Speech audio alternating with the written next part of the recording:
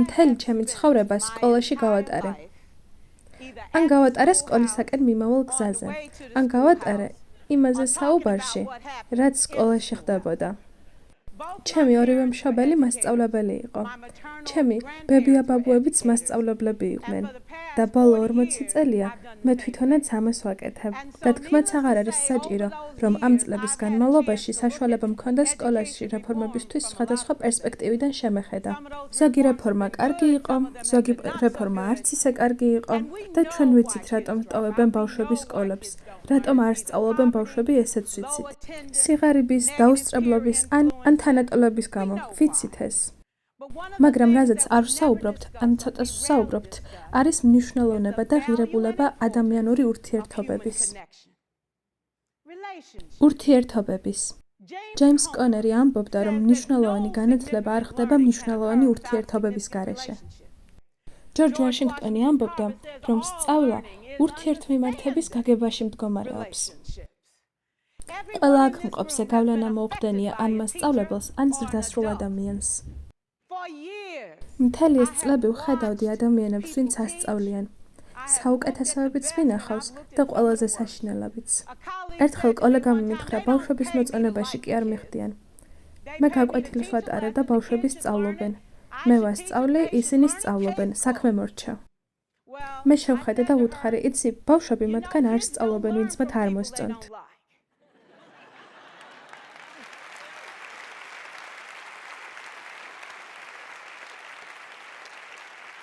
მან მითხრა, რა სისულელეაო? და მე ვუთხარი, ძვირფასო, შენი წელი ძალიან გრძელი და ურთულესი იქნება თქო. და ასეც იყო. ხალხს გონია, რომ ურთიერთობების შენება შენში ან არის, ან არ არის. ფიქრობს, ტივას კარგი მიგნება ჰქონდა, რომ უბრალოდ მარტივი რაღაცეები უნდა გამოიყენო. პირველ რიგში ისეთი, რომ ეცადო სხვას გაუგო და არა შენ გაგიგონ. მეორე სიმარტივე ბოდიშის მოხდაშია. ამაზე გიფიქრიათ? ბავშვს უთხარით, რომ ბოდიშს ხდით და ისინი დაშაკილები არიან. ერთხელ შეფარდების გაკვეთილი მქონდა. მათემატიკაში კარგი არ ვარ, მაგრამ ამაზე ვმუშაობ. უკან მოვბრუნდი, მასწავლებლის წიგნს დავხედე და მივხვდი, რომ მთელი გაკვეთილი არასწორად ვასწავლე. შემდეგში მოვედი, ბავშვებს მოვუბრუნდი და ვუთხარი, მეგობრებო, ბოდიშს გიხდით, ყველაფერი არასწორად ვაგიხსენით. მაპატიეთ. მათ მითხრეს, არა უშავს მის პირსან, ისეთი ჩართული იყავი, რომ უბრალოდ ნება მოგეცით გაცადეთ. მყოლია კლასი აკადემიურად იმდანად დაბალი მოსწრებით, აკადემიური დეფიციტით, რომ ამის გამო მიტირია. და მიფიქრია 9 თვეში როგორ არის შესაძლებელი, რომ ეს გუნდი, სადაც არიან, იქიდან წავიყვანო იქ, სადაც უნდა იყვნენ. ეს რთული იყო, საშინლად ძნელი. ერთდროულად როგორ უნდა გავაუმჯობესო ბავშვის თვითაღქმაც და აკადემიური მოსწრებაც. ერთ წელს თითქოს გონება გამიდადდა და ჩემს სტუდენტებს ვეუბნები, თქვენ აგირჩიეთ. აგირჩიეთ, რომ ჩემს კლასში ყოფილიყავით, რადგან მე საუკეთესო მასწავლებელი ვარ და თქვენ საუკეთესო მოსწავლეები ხართ. ერთად მოგვათავსეს, რომ ყველას ვაჩვენოთ საქმის კეთება როგორ უნდა. ერთმა მოსწავლემ თქვა, მართლა? მეც ვუთხარი, მართლა? სხვა კლასებს ვაჩვენებთ საქმე როგორ კეთდება და კალიდორში როცა გაივლით, ხმაური არ დაგჭირდებათ, ისინი შეგამჩნევენ, თქვენ შეგიძლიათ მხოლოდ იტრაბახოთ. მათ ვუთხარი გაემეორათ, ადამიანად მოვედი. აქ ადამიანი ვარ და უკეთეს ადამიანად წავალ. ძლევამოსილი და ძლიერი ვარ. ვიმსახურებ განათლებას, რომელსაც აქ ვიღებ. საქმეები მაქვს გასაკეთებელი, მიზნები მაქვს მისაღწევი, ადამიანებს გავაოცებ. მათ თქვეს, დიახ. იცით, ამას საკმარისად ხშირად რომ გაიმეორებთ, მერე თქვენი ნაწილი ხდება.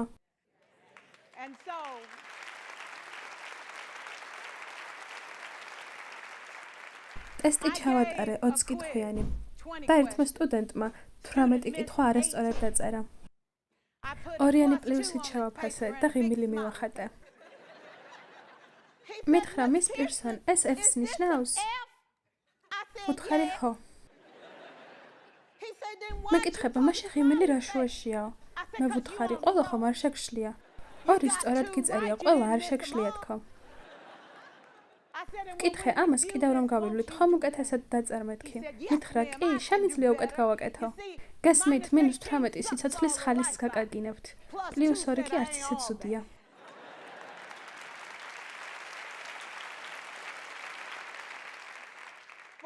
წლების მანძილზე დედას ვუყურებდი. თავისუფალ დროს როგორ იმეორებდა ხოლმე მასალას. შუა დღისას ბავშვებს სახლებში სტუმრობდა.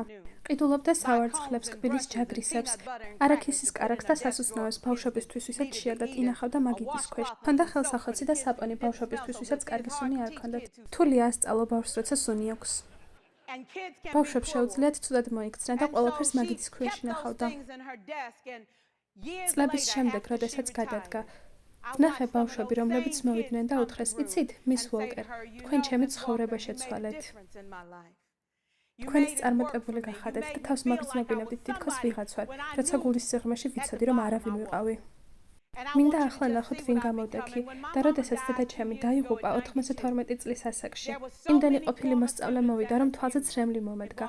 არა იმიტომ, რომ ის აღარ იყო, არამედ იმიტომ, რომ მან დატოვა მთლიანი ლიგა ურთიერთობების, რომელიც არასდროს გაქრება. შეგვიძლია თავი მეტ ურთიერთობას გავართვათ? კი, რა თქმა უნდა. და მოგვეწონება ჩვენი ყველა ბავშვი? რა თქმა უნდა, არა. და იცით, ყველაზე რთული ბავშვები არასდროს აცდენენ. ყველა არ მოგეწონება და რთული ბავშვები აქ თავიანთი მიზეზებით მოვლენ. ეს იქნება ურთიერთობები, ეს იქნება კავშირები. და ყველა მათგანი რომ არ მოგწონს საქმე იმაშია, რომ მათ ეს არასდროს უნდა გაიგონ. და მასწავლებლები არაჩვეულებრივი მსახიობები მოდიან. ჩვენ მოდივართ სამსახურში თავს როგორც არ უნდა გვგრძნობდეთ. უსმენთ წესდებას, თუნდაც არ ვეთანხმებოდეთ და გაკვეთილს ვატარებთ. ყველა ვარიანტში. ყველა ვარიანტში ვასწავლით, რადგან ეს არის ჩვენი საქმე. სწავლებამ და სწავლამ სიამოვნება უნდა მოგვანიჭოს. ჩვენი სამყარო როგორი ძლიერი იქნებოდა, რომ ჰყოლოდა ბავშვები, ვისაც არ ეშინიათ რისკის, არ ეშინიათ ფიქრის. და რომ ჰყოლოდათ ჩემპიონი, ყველა ბავშვი იმსახურებს ჩემპიონს, ზრდასრულ ადამიანს, რომელსაც ესმის ურთიერთობების ღირებულება და არ განებდება ამ ბავშვებზე, ეტყვის, რომ შენ გახდები საუკეთესო ვერსია, რაც შეგიძლია იყო. ეს საქმე რთულია? თანაც როგორ. მაგრამ შეუძლებელია? არა, შეუძლებელი არ არის.